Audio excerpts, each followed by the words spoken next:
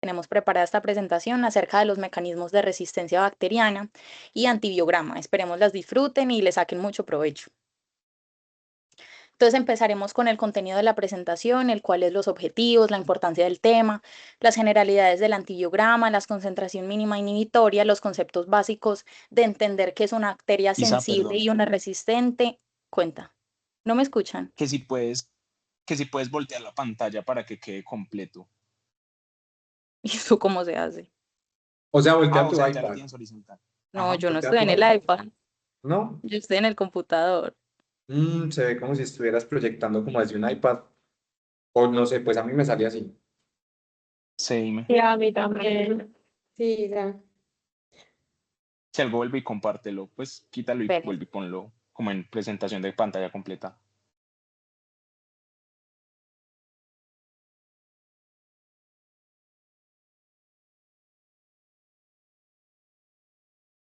Esperen un segundito.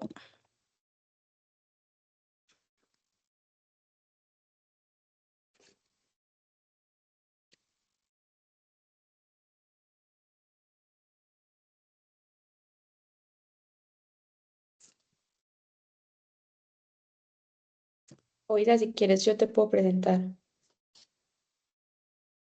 Ya. Dame un segundito, yo ya.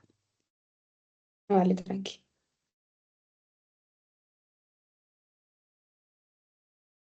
Mm,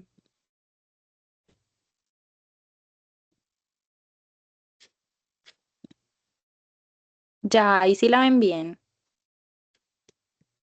Sí, ya. Ahora sí. Pero Intenta yo no sé ponerla cómo. pues, en lo más grande. Ya. Ya, ahora sí. Epa, sí. Pues dale. Bueno, listo. Entonces les estaba diciendo que vamos a tocar los conceptos básicos de qué es una bacteria sensible, qué es una resistente, los tipos de resistencia, entonces cómo se adquieren estas resistencias. Entonces hay varios mecanismos: el mecanismo de producción de enzimas, de alteración de sitio blanco, de disminución de permeabilidad, de bombas de flujo. Después hablaremos de principales bacterias resistentes en las clínicas, la lectura de antibiograma, los algoritmos de interpretación de antibiograma, los casos clínicos y las conclusiones. Empezaremos entonces con los objetivos, pues entender que es importante comprender los mecanismos de resistencia bacteriana, interpretar patrones de resistencia en el antibiograma y aplicar el conocimiento a escenarios clínicos reales. Pero ¿por qué es importante este tema? Pues porque nos ayuda a elegir el antibiótico adecuado y hacerlo de forma más segura y precisa. Entonces guía el tratamiento dirigido porque en vez de tratar a ciegas, ajusta el antibiótico al que sí puede afectar a la bacteria. Reduce fallas terapéuticas, porque si un germen sale resistente, sabemos que hay alta probabilidad de que ese antibiótico falle clínicamente. Ayuda a identificar mecanismos de resistencia porque no solamente ver si es sensible o resistente. El patrón nos puede sugerir si es BLE, AMC, carbapenemasas, Staphylococcus aureus meticilino resistente, etcétera. Y pues todo esto cambia la conducta terapéutica y el aislamiento. También soporta el uso racional de antibióticos, ya que la clave está en evitar usar antibióticos sin necesidad y así frenar la selección de resistencia. E impacta decisiones según el sitio de infección. Una SD sensible no siempre nos garantiza el éxito si el antibiótico no llega bien al sitio, por ejemplo, en el hueso o en el sistema nervioso central.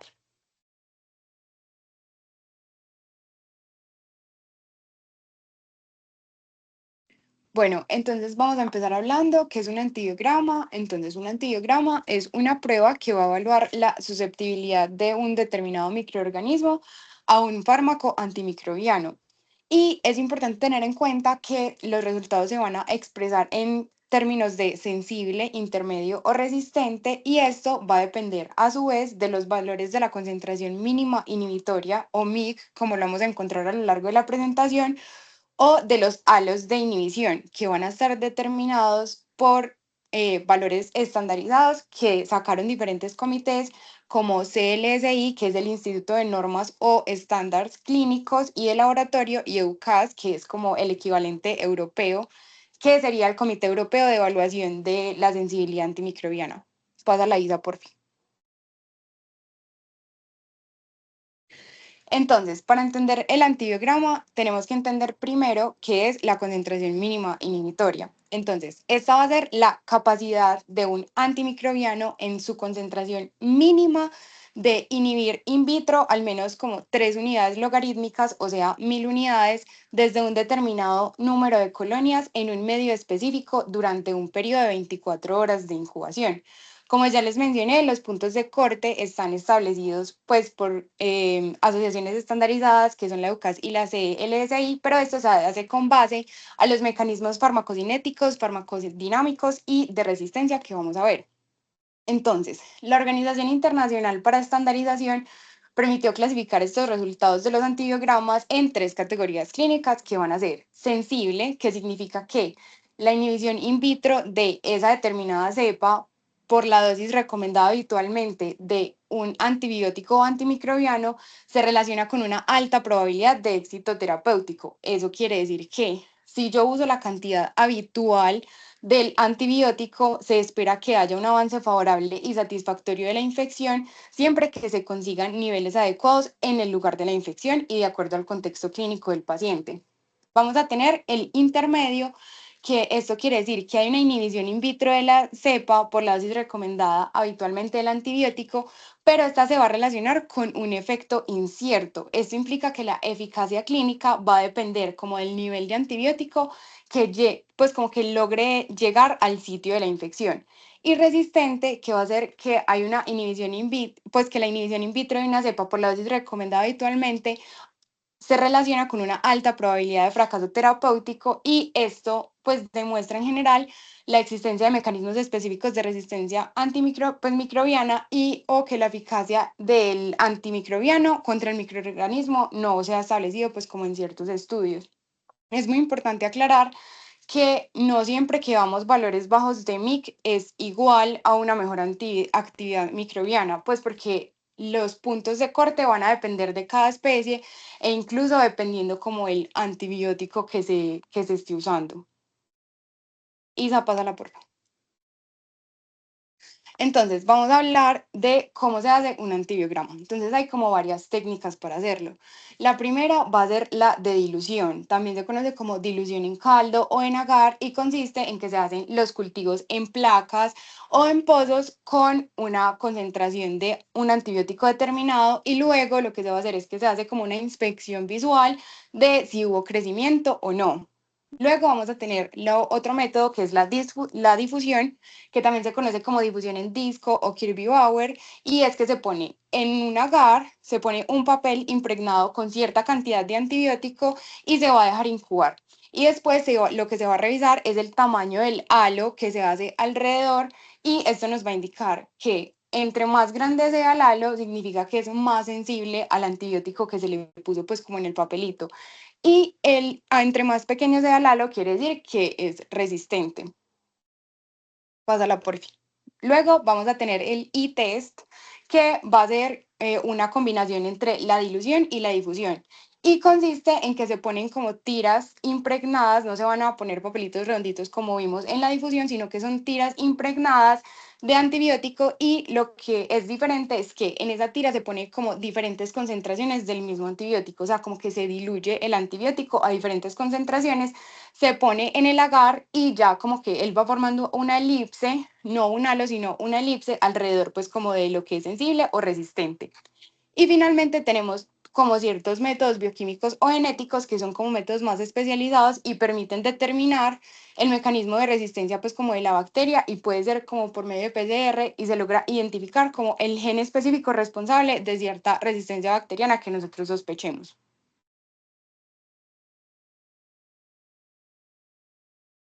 Bueno, continuando con los conceptos básicos, entendemos la diferencia entre bacteria sensible versus resistente.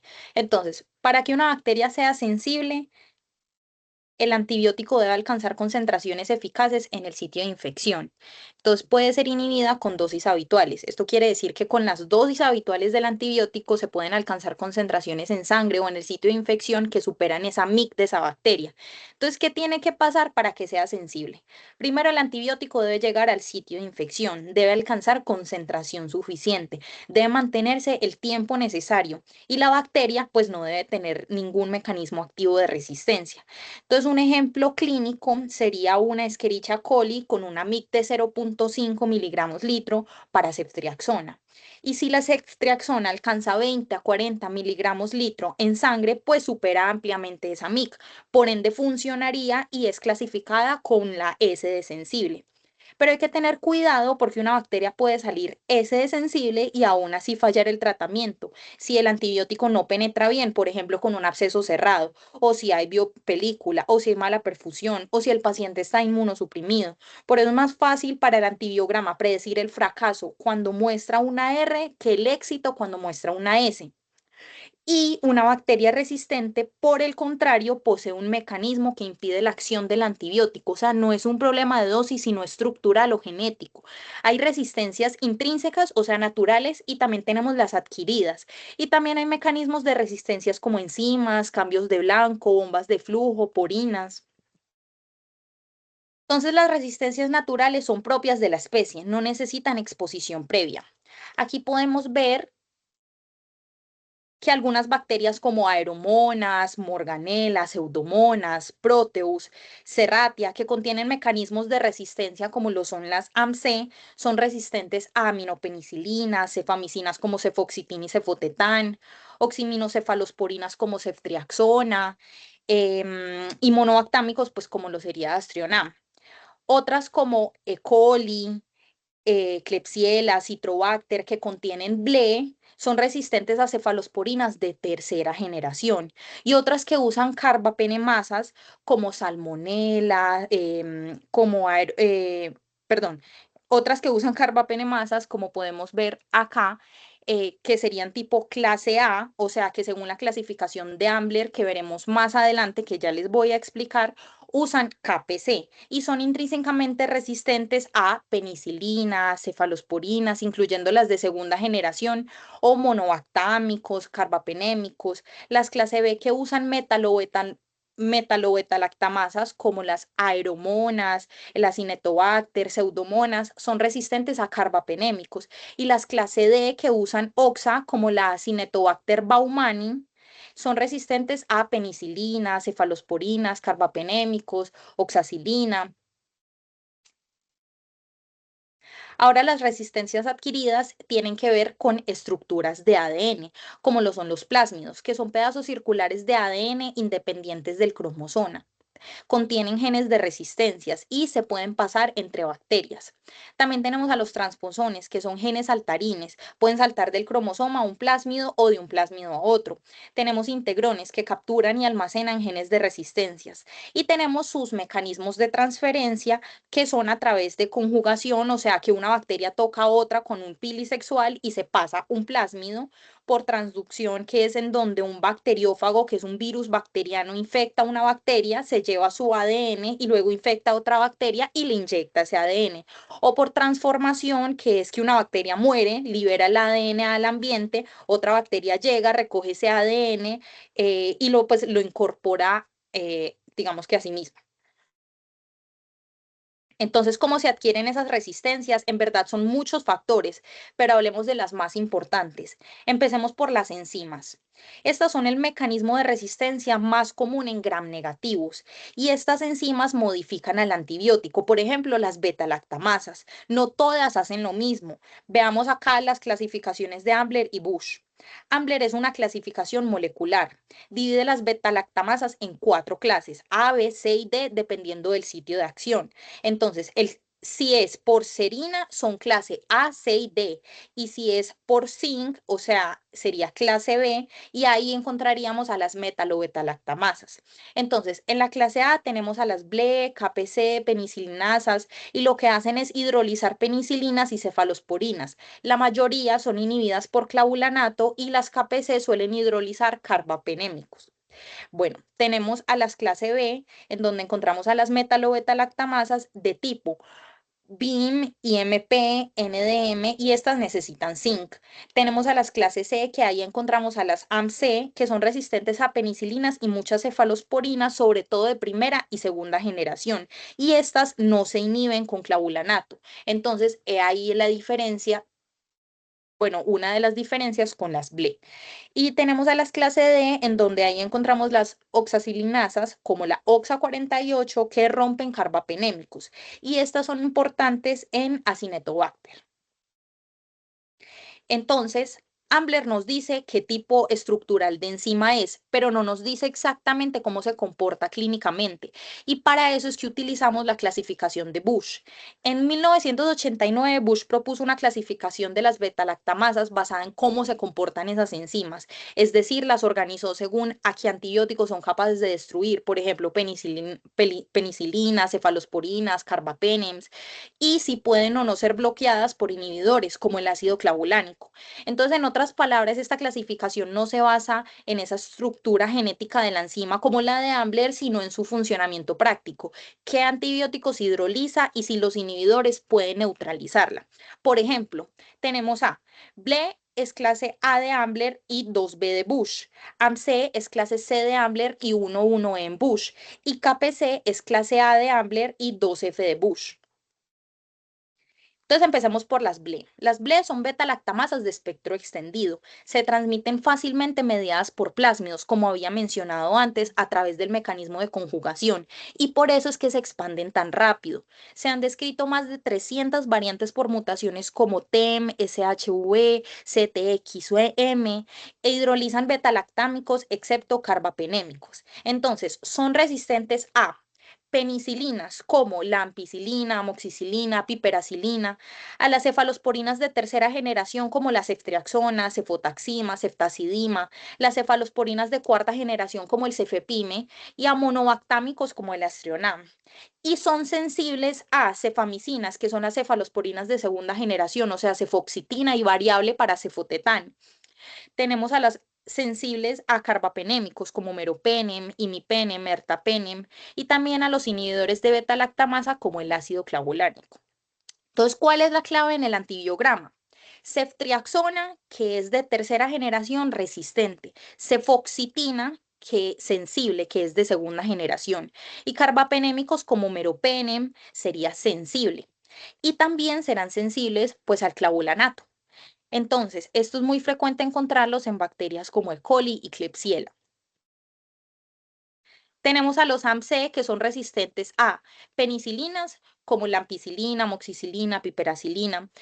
Estas ya son resistentes a cefalosporinas de primera y segunda generación. Aquí no he mencionado tercera y cuarta, que era lo que veíamos en el patrón de Blé. Entonces, cefalosporinas de primera como cefasolina y cefalosporinas de segunda como cefuroxima, cefoxitina principalmente y cefotetán. Y van a ser resistentes en este caso a los inhibidores de beta-lactamasas como el clavulanato, pero todavía no rompen carbapenémicos como el meropenem, imipenem, ertapenem. Entonces, la clave del antibiograma, ¿cuál es? Que veamos cefoxitin resistente y clavulanato resistente, pero meropenem, imipenem, ertapenem sensible. Entonces, un punto importante acá es que cabe aclarar que se dejan inducir para ser multiresistentes. Por ejemplo, podría pasar que si se da ceftriaxona en infección por Enterobacter, puede inducirse AMC y volverse resistente durante el tratamiento. Y ahí se convertiría en un AMC de espectro extendido, que también hidroliza cefalosporinas de cuarta generación, que aquí no habíamos tocado pues hasta el momento, sino con este ejemplo que les estoy dando. Y una memotecnia es AMCES. Entonces, A de aeromonas o Acinetobacter, M de Morganella morgani, P de Pseudomonas aeruginosa, C de Citrobacter, E de Enterobacter y S de Serratia. Listo, sigamos con las carbapenemasas. Entonces tenemos a la KPC, que es Klebsiella pneumoniae carbapenemase. Son bacterias que hidrolizan carbapenémicos y otros beta-lactamasas. Entonces aquí vamos a ver que también son resistentes a carbapenémicos, cosa que en BLE y AMC no estábamos viendo. Pueden tener elementos genéticos transferibles a otras bacterias a través de plásmidos por el mecanismo de conjugación, que es el que tanto les he venido hablando. Entonces son resistentes a penicilina, como la ampicilina, amoxicilina, piperacilina, a cefalosporinas de primera, segunda, tercera y cuarta generación, que es todas las que también ya venía mencionando, y también van a ser resistentes a carbapenémicos como meropenem y suele tener ese MIC variable para considerarse resistente con imipenem y ertapenem, pero ertapenem suele volverse resistente primero porque es como el más débil entre todos los carbapenems. Incluso también se ha encontrado resistencia con aminoglucósidos y quinolonas. Entonces aquí un punto importante es que a veces se inhibe parcialmente con clavulanato, pero como no se puede confiar del todo, hoy en día lo que más se usa es ceftazidima avibactam. Y esas bacterias pueden llegar a ser MDR, que son multidrogoresistentes, o hasta XDR, que son extremadamente resistentes. Entonces la clave en antibiograma está en ceftriaxona, resistente. Cefepime, resistente. Ahí ya van tercera y cuarta generación. Piperacilina tazobactam, resistente. Ertapenem o meropenem, probablemente también resistente. Ve, sí, aquí me equivoqué, pero es RD, resistente. Listo. Y entonces aquí hablemos de las metalobectalactamasas como BIM, IMP y NDM, que estas necesitan zinc. Entonces no se inhiben con clavulanato y por eso también son resistentes a ceftazidima avibactam, que era el que normalmente se utilizaba para las KPC. Entonces, ¿por qué no se inhiben con estas? Pues porque lo que es la ceftazidima avibactam es un antibiótico diseñado para bloquear beta-lactamasas que usan serinas como el sitio activo, o sea, clase A, C, incluso algunas de las D. Pero como estas usan zinc como sitio activo, pues no sirven. Entonces son resistentes a casi todos los beta-lactámicos, pero pueden ser sensibles al astrionam. Y tenemos a las oxacilinas que son resistentes a penicilinas, cefalosporinas de tercera generación. Algunas rompen carbapenémicos como la oxa 48 o suelen tener MIC alta y suelen coexistir también con BLE. Son sensibles al astrionam, pero si coexiste con el BLE, pues también sería resistente. Y son sensibles también al ceftazidima avibactam. Bueno, otro mecanismo de resistencia es la alteración del sitio blanco. Lo que sucede acá es que el antibiótico sí llega, pero la bacteria lo que hace es que cambia el lugar donde el antibiótico se va a unir a ella. Y esto sucede en el caso de la Staphylococcus aureus meticilino resistente. Normalmente los beta-lactámicos se unen a las PBP, que son las Penicillin Binding Protein, pero el gen MECA induce la expresión de las PBP2A, entonces el antibiótico se intenta unir, pero la proteína ya es diferente, entonces no lo logra. Y aquí la clave en el antibiograma es que vamos a ver oxacilina resistente, y en eso tenemos que empezar a sospechar en una MRSA. Por otro lado, tenemos a las porinas, que disminuyen la permeabilidad del antibiótico y esto es exclusivo de los gram negativos. Entonces las porinas son canales por donde entra el antibiótico hidrofílico y si la bacteria lo que hace es que cierra las porinas o muta esas porinas, pues el antibiótico simplemente no puede entrar. Un ejemplo serían las pseudomonas con pérdida de OPRD, que es un tipo de porina, entonces lo que hace es que genera una resistencia a imipenem. También tenemos a las bombas de flujo, que son bombas moleculares que expulsan al antibiótico. Entonces, las familias más importantes son RND, que son exclusivas de gram negativos, y MFS, que son exclusivas de gram positivos. Entonces, de las RND, que son de las gram negativos, se conocen como Resistant Nodulation Division. Y es común en pseudomonas, acinetobacter y enterobacterias.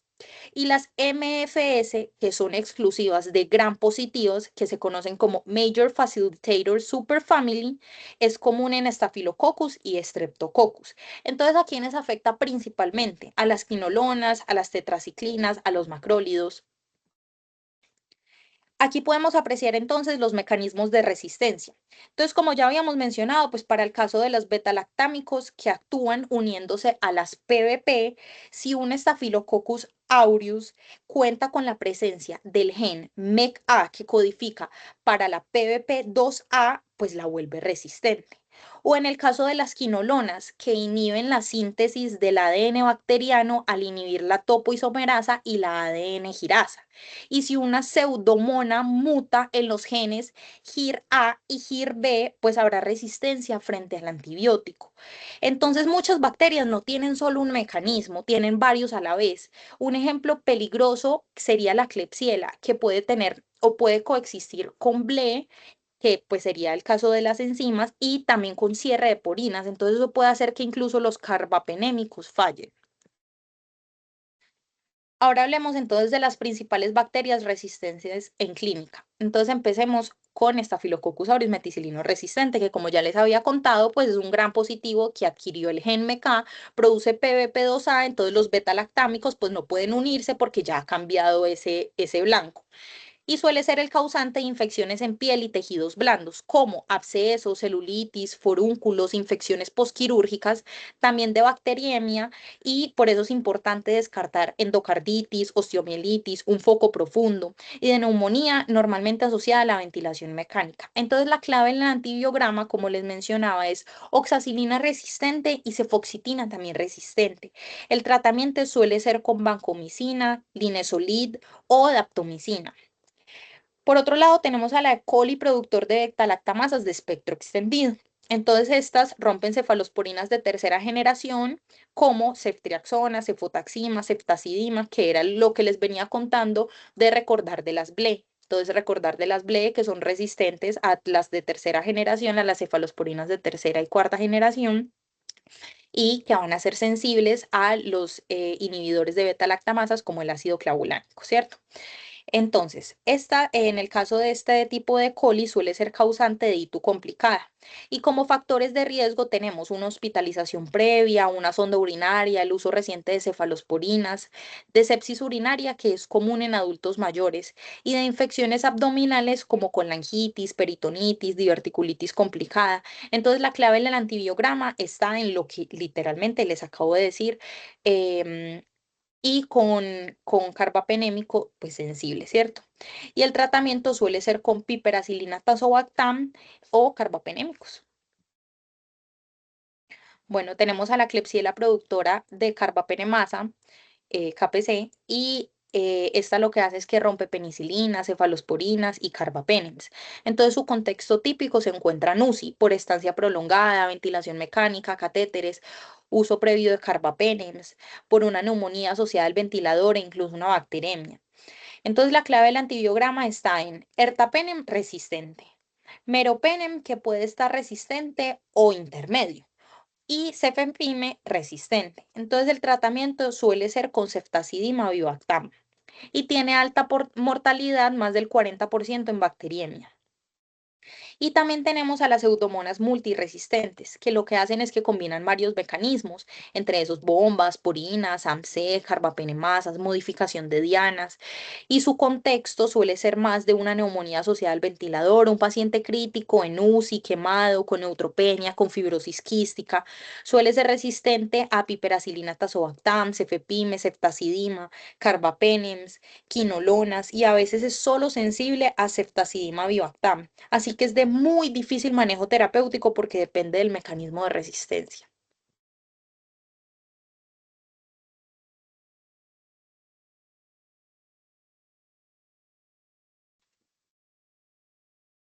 Bueno, entonces ahora vamos a entrar como en un orden mental de cómo podemos leer un antibiograma. Entonces, antes de centrarnos como en los algoritmos, es importante tener en cuenta como otras cosas para hacer una lectura integral del antibiograma. Entonces, primero nos tenemos que situar en el paciente. Entonces, es muy importante tener en cuenta la condición clínica del mismo. Tenemos que considerar la estabilidad hemodinámica, sobre todo porque, por ejemplo, en casos de infecciones graves como sepsis o bacteremias, se espera que la cobertura empírica que nosotros hagamos tenga una sensibilidad, pues el antibiótico tenga una sensibilidad mayor al 90 o al 95%, porque en estos casos tener un fallo terapéutico puede aumentar la mortalidad.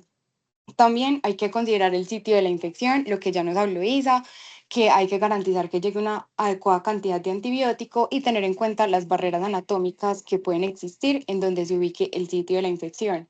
Y también tener en cuenta factores de riesgo para resistencias como las hospitalizaciones recientes, el uso de antibióticos también de forma reciente, la inmunosupresión, entre otros.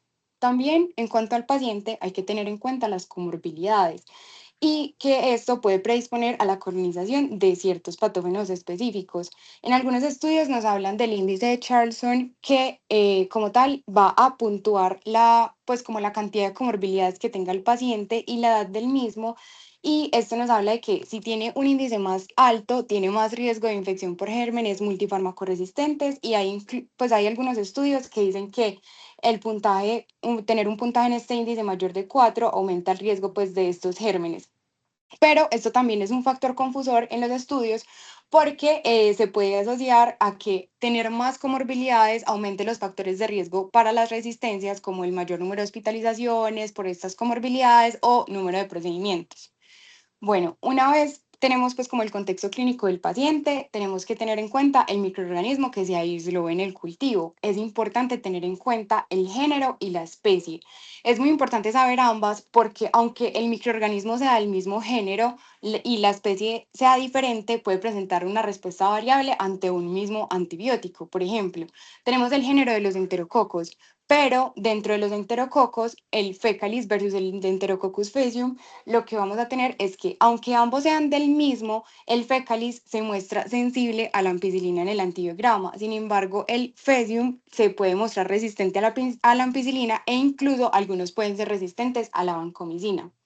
También es importante conocer el microorganismo aislado porque hay que conocer los cortes de la MIC pues, de estos microorganismos y el antibiótico que se va a usar en este. Y que eso, pues ya como lo hablamos, se puede consultar en las guías internacionales. Y también tenemos el perfil de resistencia, que fue todo lo que ya nos habló Isa, que es importante anticipar si es una resistencia natural, es decir, si la resistencia que yo voy a encontrar para determinado microorganismo es esperable porque es una resistencia natural o no es esperable porque es una resistencia adquirida.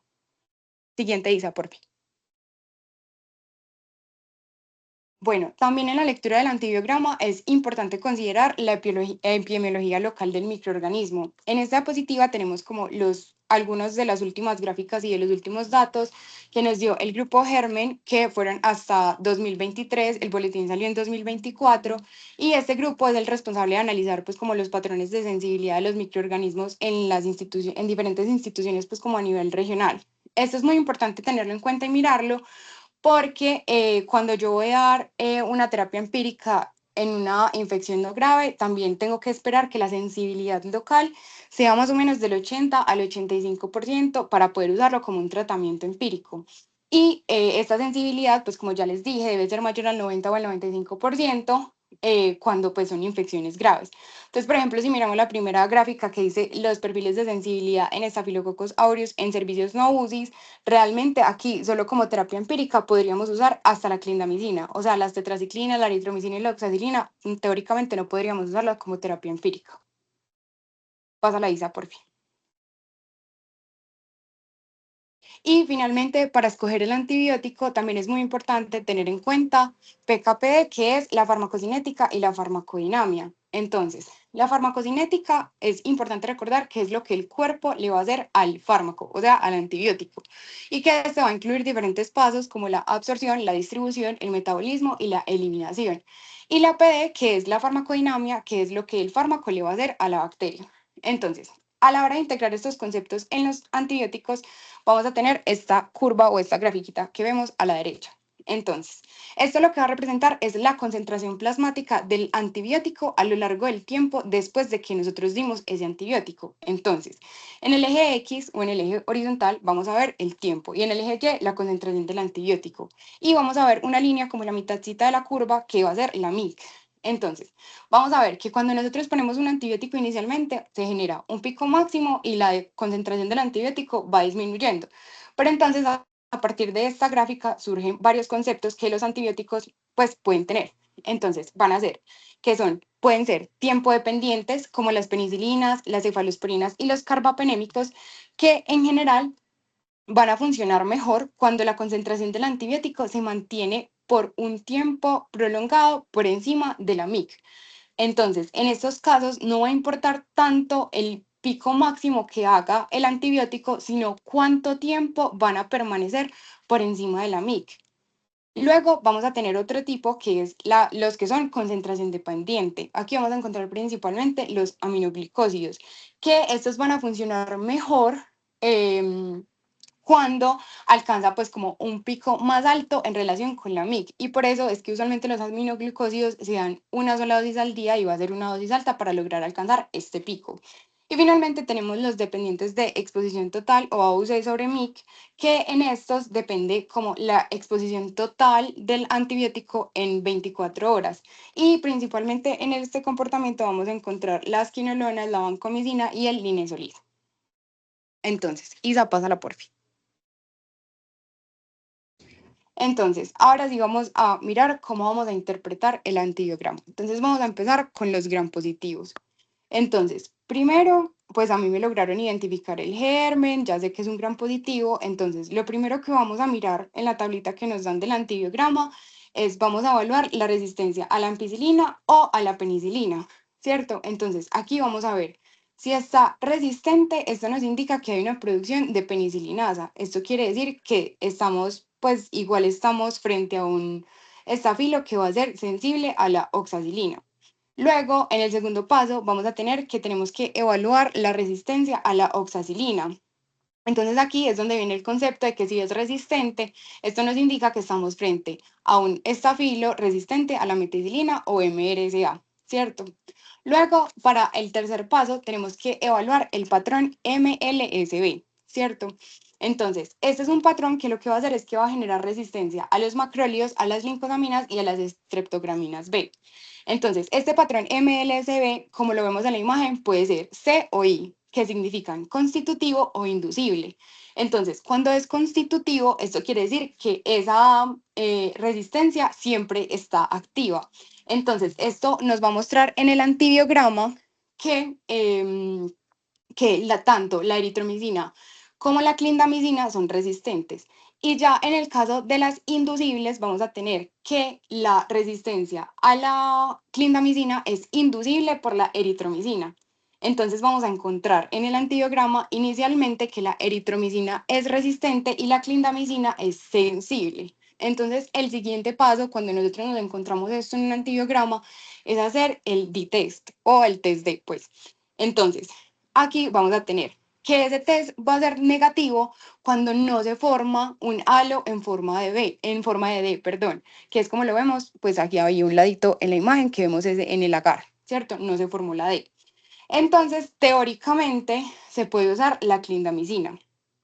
Y ya el D-test será positivo cuando vemos el halo en forma de D. Esto quiere decir que es una MLSB inducible y que no se puede usar clindamicina.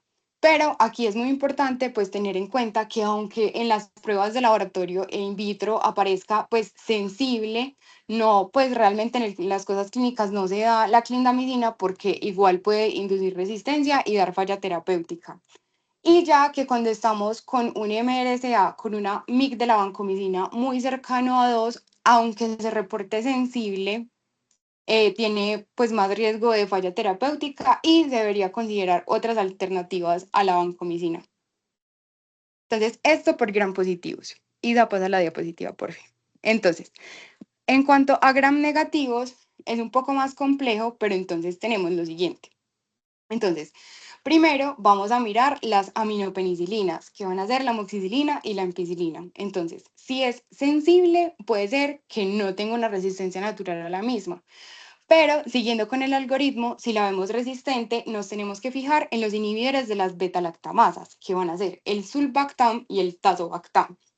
Entonces, si es sensible a los inhibidores, podemos pensar que es una producción de penicilinasas. Pero si es resistente, vamos al segundo paso, que va a ser el siguiente, que es mirar las cefalosporinas de primera generación, como la cefalotina. Entonces, si es sensible, esto significa que tiene una beta-lactamasa que es resistente a los inhibidores. Pero si es resistente, puede ser una BLE de espectro extendido. Bueno, luego vamos al siguiente paso, que van a ser mirar las cefalosporinas de segunda generación, como el cefoxitin y el cefotetán, y las cefalosporinas de tercera generación, como la ceftazidima, el cefotaxime y la ceftriaxona. Entonces, si las cefalosporinas de segunda generación son sensibles y las de tercera son resistentes, se piensa más que es un patrón BLE. Sobre todo si hace sinergia con inhibidores como el clavulanato, y esto quiere decir que cuando en el laboratorio le ponen el clavulanato aumenta el halo de inhibición. pero que si las cefalosporinas de segunda generación y las de tercera generación son resistentes, esto quiere decir que es AMC. Y aquí en esta tablita, al lado del algoritmo, Isa, corre un poquito más la imagen como, bueno, no, mentira, eso, listo. Ahí lo que vemos son las AMC intrínsecas, es decir, todas estas bacterias van a tener un patrón AMC esperable. Bueno, luego vamos a tener los carbapenémicos. Entonces, aquí vamos a mirar los carbapenémicos. Si es resistente a todos los pasos anteriores, a todo lo que ya mencionamos, y encima es resistente a los carbapenémicos, estamos frente a una carbapenemasa. Entonces, aquí el algoritmo nos propone que debemos mirar el Astrionome. Si el Astrionome está sensible, tengo una metalobeta-lactamasa. Y si es resistente, yo puedo estar frente a una KPC o frente a una AMC con pérdida de porinas.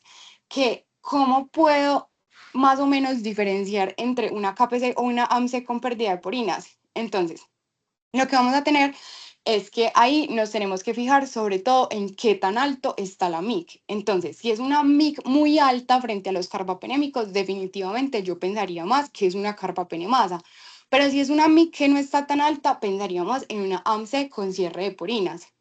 Además, pues podemos pensar en que si, por ejemplo, el ertapenem está resistente, y tiene una MIC muy alta, pero el imipenem y el meropenem no están tan altos, eso podría indicarnos más que es una AMC con cierre de porinas.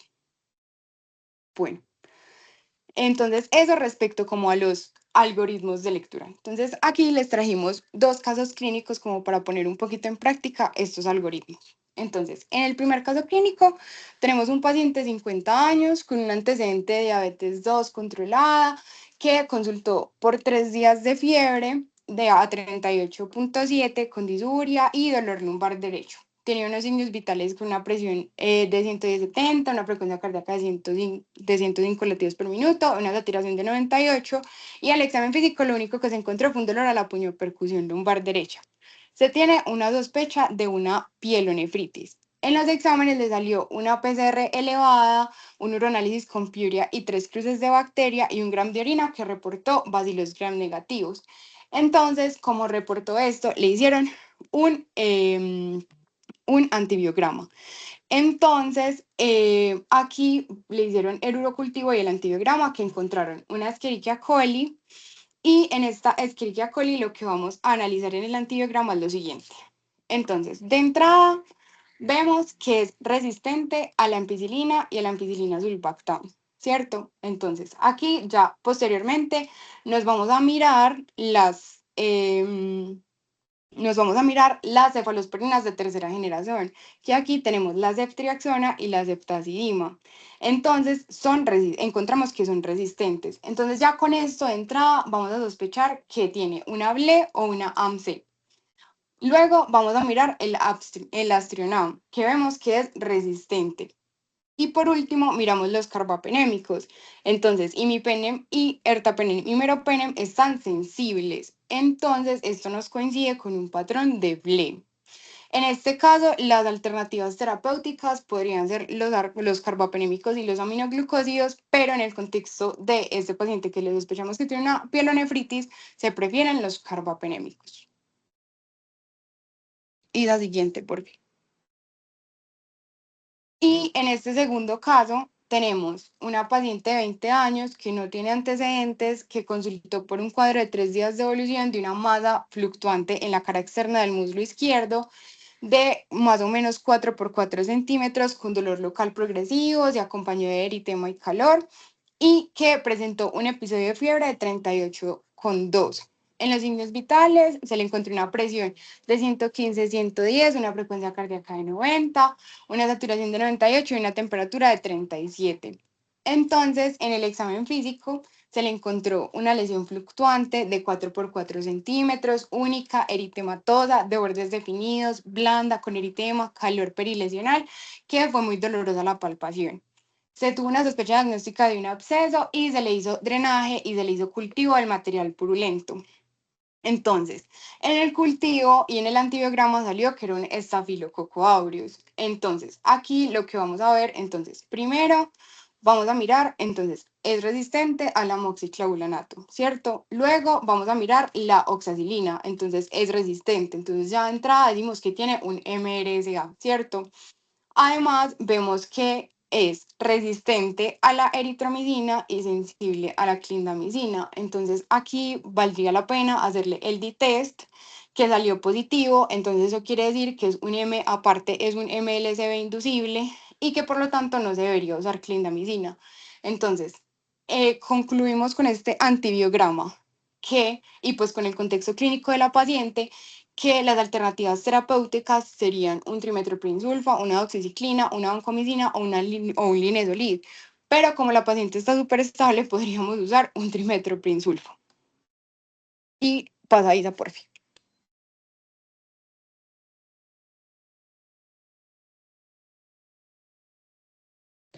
Y ya, pues como conclusiones de la charla, entonces, pues es muy importante comprender los mecanismos de resistencia para poder interpretar bien los patrones que encontremos en el antibiograma y poder anticipar las posibles resistencias asociadas.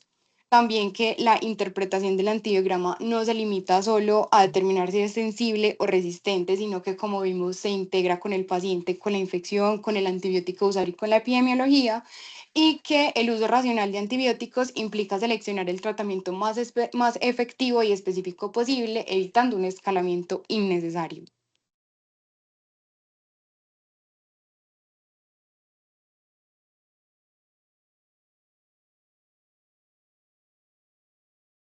Muchas gracias. Bueno, niñas, ¿alguna pregunta por alguien?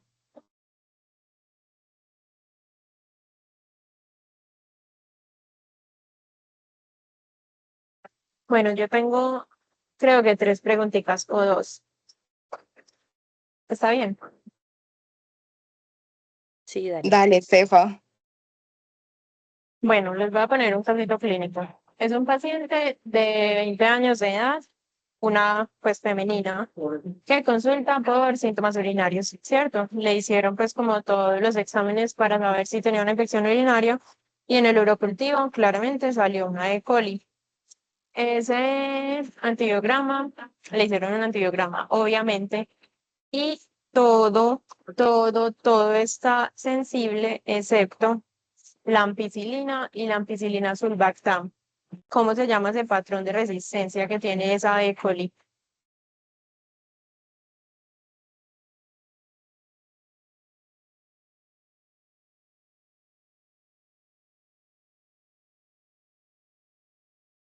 Pues eso es una beta-lactamasa de espectro estrecho, porque mira que tú estás diciendo que es resistente a ampicilina y amoxicilina, pero a todo lo otro es sensible. Entonces son penicilinasas clásicas. No alcanza a ser un BLE, porque para ser BLE, pues sí tendría que ser resistente a las cefalosporinas de tercera generación. Mm, excelente. ¿Y qué significa que sea pues una beta-lactamasa de espectro estrecho? Pues como fisiopatológicamente, ¿qué es lo que pasó? Que logran pues como hidrolizar las penicilinas, pero no logran hidrolizar las cefalosporinas de tercera. Excelente. Y entonces, si esta paciente estuviera perfecta y ustedes pues la quieren mandar para la casa, le podrían mandar una cefalexina.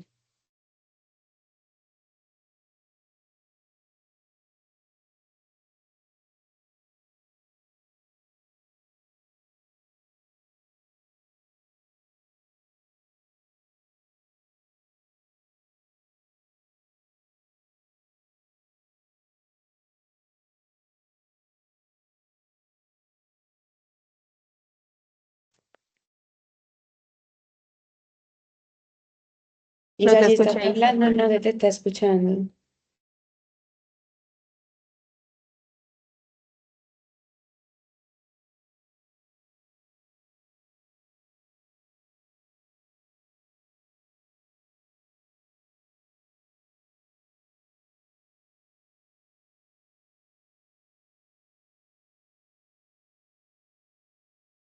Pues Estefa, la verdad yo creería que sí, pues no estoy segura, pero yo creería que sí porque igual es pues como que no es que sea resistente contra las cefalosporinas. Sí, totalmente, cero miedo y uno puede mandar esa cefalexina siempre y cuando pues, la cepa sea susceptible con esas pruebas de sensibilidad y resistencia. Y la última pregunta respecto al casito clínico inmediatamente anterior es una paciente con ITU. Ustedes acá en Medellín, supongamos que están en el Hospital General, pueden mandar un trimethoprim sulfa según el grupo germen y las resistencias. En Medellín no, porque hay mucha resistencia. Pues los datos dicen que son bastante resistentes. Epa, súper bien. Entonces el trimethoprim casi nunca pues no se indica mucho en ITU acá en Medellín. Y recuerden siempre todos mirar ese grupo germen para enviar antibióticos. De resto, niñas, súper bien. La pregunta estuvo súper bien respondida. Me gustaron mucho las diapositivas. Recuerden mandarlas, porfa. Y felicitaciones, son demasiado tenas. Devoraron. Listo, Estefa, muchas gracias. Niños, las diapositivas también están en el Drive. Hay una carpeta que dice presentaciones.